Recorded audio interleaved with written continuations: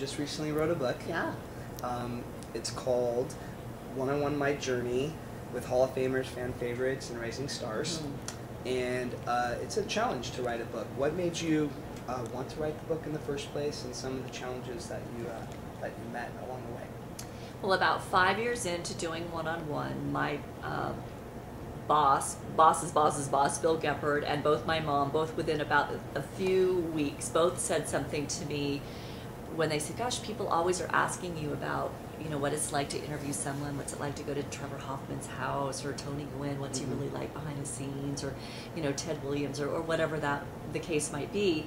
And I said, yeah, you know, there's a lot of, it's so interesting, but those are the things that you put in a show, because the show isn't about me, the show is about them, and I always tried to make it about them. And they both made these sort of off-cuff comments, well, you ought to write a book, you know, you ought to write a book. Yeah. And at 5 years into it, I thought, yeah, I don't know that I quite have enough.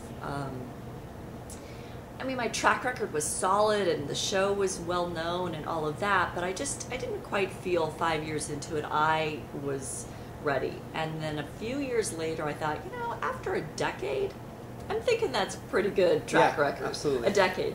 So around a decade is right when I said, okay, I want to do this. So to me, it wasn't just my stories and the backstories, but it was also their stories. So I had to get the approval to use the scripts, because that was really, in the end, it was going to be my story and the backstories about these experiences, but it was also going to be an opportunity to have sort of this archive of many, many players' stories. So if you don't care anything about me, you can flip forward and find Tony Gwynn, you know, or Ted Williams, or Trevor Hoffman, or Junior Seau, or whomever, you know, you choose, and read that script, and you'll hear exactly what you heard on television without the roar of the crowd and, you know, the applause or the music.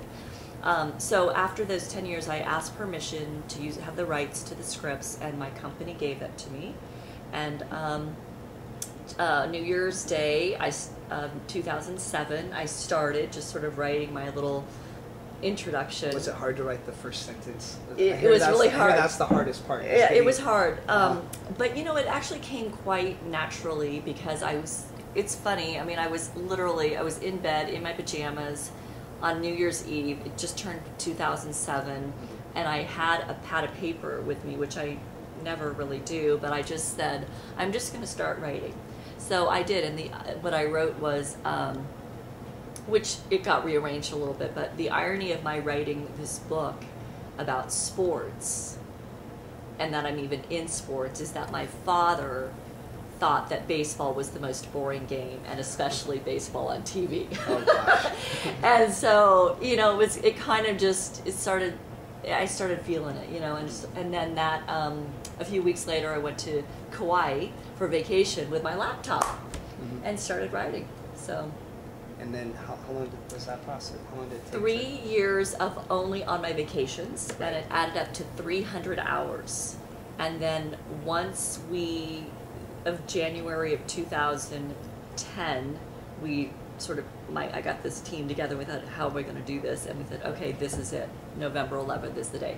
And then I worked full time at Channel 4, and on my vations, on my weekends, on my nights and my mornings, added up to 1,700 hours of my time on the book. If you could, I mean, it was insane.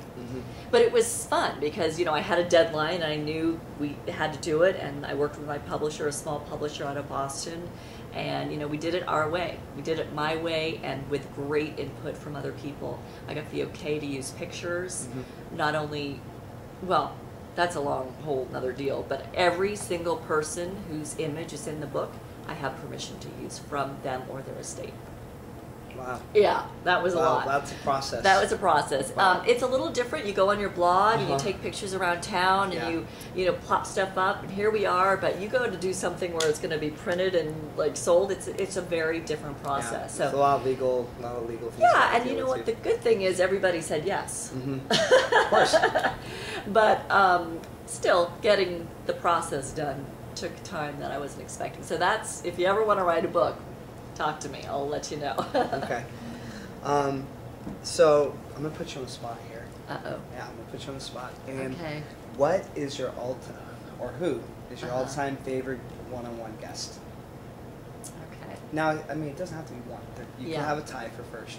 Yeah, I definitely there's about a tie about 5 or so that really are the most, and for different reasons. Probably in some ways Ken Caminiti was definitely my favorite because he, through his honesty and that whole experience, allowed me to launch a whole new episode in my life, in Channel 4's life.